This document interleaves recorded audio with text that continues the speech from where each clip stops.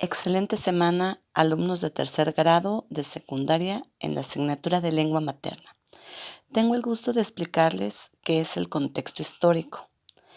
Como primer punto, tenemos que entender qué son las circunstancias o incidencias que rodean un suceso.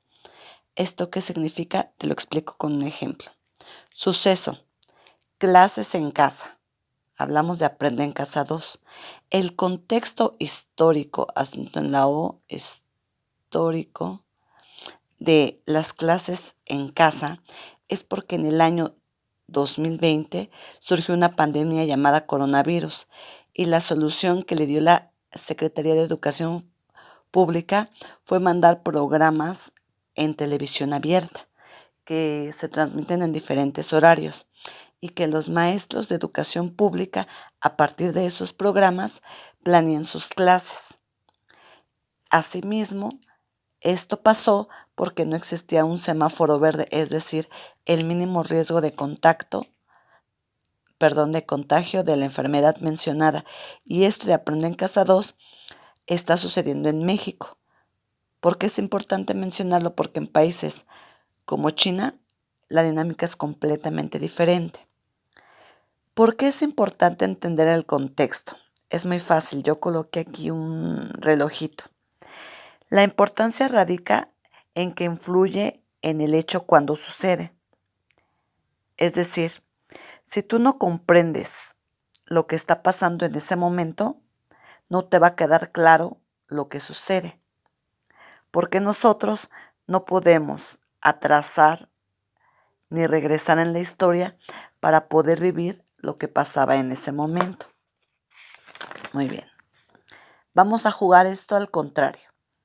Por ejemplo, si una persona quisiera entender el contexto histórico de esta frase, le causaría mucho conflicto.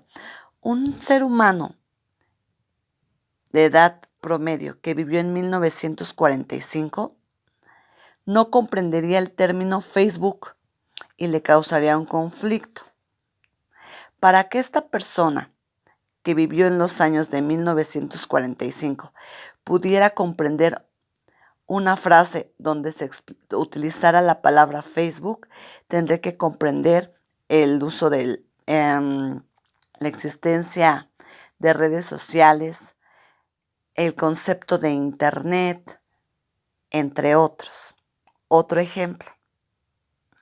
Si una persona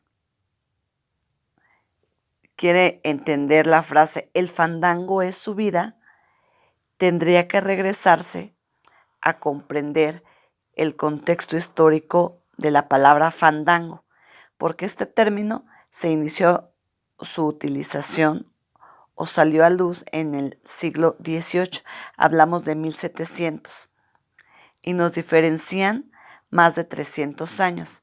Para entender la frase "el fandango es su vida", tú debes de entender que en ese momento histórico ese contexto histórico se utilizaba la palabra fandango como un baile muy apasionado o un ambiente muy ruidoso. Y ahora, en el 2020, fandango no es una palabra común. Muy bien, espero que mi explicación les haya aportado.